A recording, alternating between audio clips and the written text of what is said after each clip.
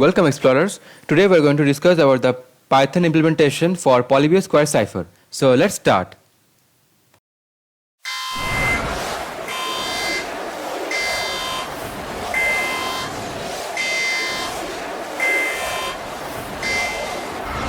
So first I am going to declare the pt string variable and take the plain text as input from the user.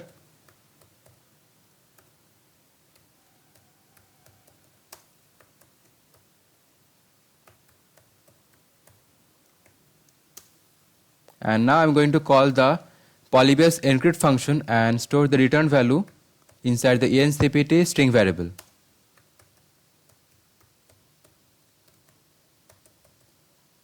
And this function is going to accept the plain text as input or parameter, and then I am going to print the encrypted text.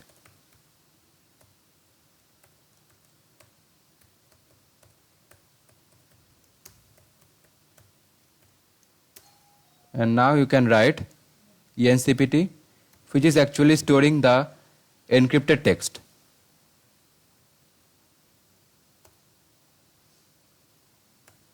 And now you can call the decrypt function and store the return value inside the decpt string variable. The name of the function will be Polybius decrypt. The name of the function here will be Polybius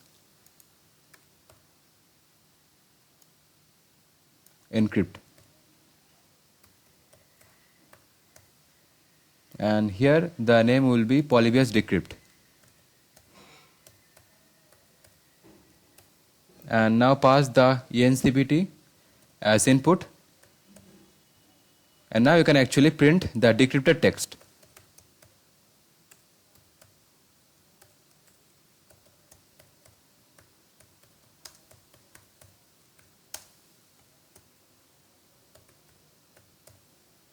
Now, so that is the first stage of the program. Now let's move on to the next stage, where we are going to write the function definition for the Polybius encrypt function. So let's move on. So now let us write the encryption function.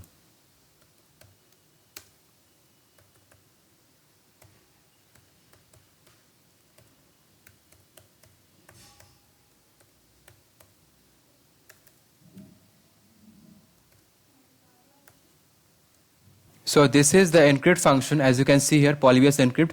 And first of all, after entering the encrypt function, we are going to declare one empty string variable called encpt, and for each of the character which we have in S, that is, S is the mapped form of the plain text string variable. And for each of such characters, we are first of all going to store the row as well as column value. We are going to try to store the row and column values. For the row value, we are going to do one special calculation. We are going to find the special integer with respect to the ASCII number for small a, because we are going to input the plain text in the form of small letters of the English alphabet, and after that we are going to divide it by 5, because we are basically interested in finding the elements for, we are basically interested in mapping the elements for a 5 cross 5 matrix, as I have already told you in the Java video. And after that, following the coding conventions for arrays, we are going to add 1, and we are going to do the similar thing for the column as well. And after that, if any special case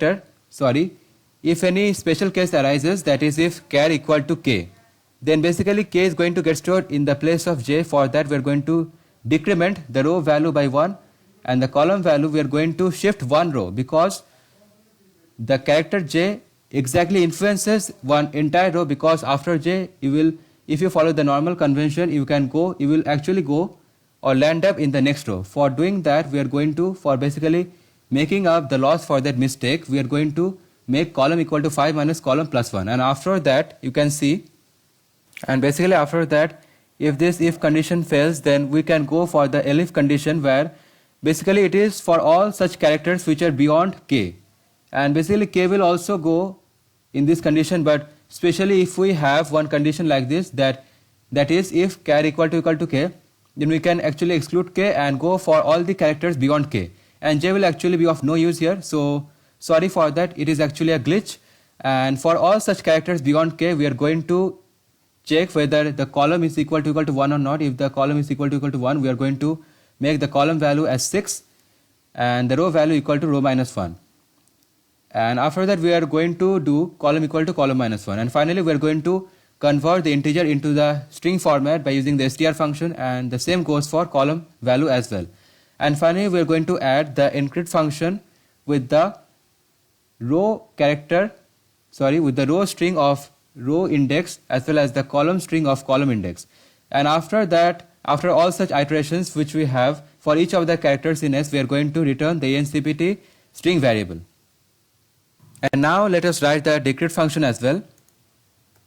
So the decrypt function is quite similar as always, but you should try to maintain the specific things which are actually required for writing such codes, because these simple codes are actually the ones which can give you a nightmare, so try to avoid that. So here it is, the decrypt function, the polybius decrypt function. It is going to take the ENCPT string variable as S in the parameterized form, and after that we are going to convert all such characters into the list format and going to store such a list inside S1, and we are going to create one empty string variable called DSCPT. And now for each of the characters, and now for each of the pairs of characters which we have inside S1, we are going to convert the such pairs. The first one is going to get converted into the integer format, and the second one for each of such pairs is going to convert it to the integer format and going to get stored inside R and C respectively. And after that, as you can see here, we have done some calculation. Basically the character which are actually corresponding to the row as well as column value, and as you can see I added 96 here because 96 is the ASCII equivalence for small a. And after storing such character, we are going to check if such characters are actually greater than equal to j.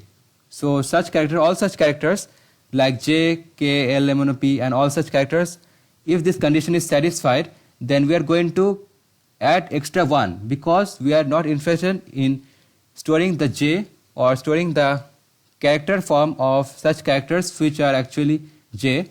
So basically for that, to shift such characters by units of 1, so basically if we have j, we can actually convert it to k, and if you have k, we can convert it to l, and so on. And finally after storing it inside ch, we are going to convert the ch character into the string, because we have to add it with the DSCPT, right?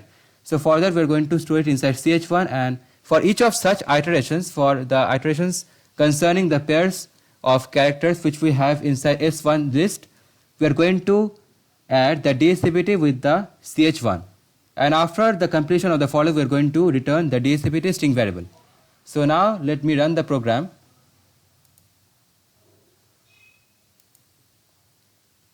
And enter something.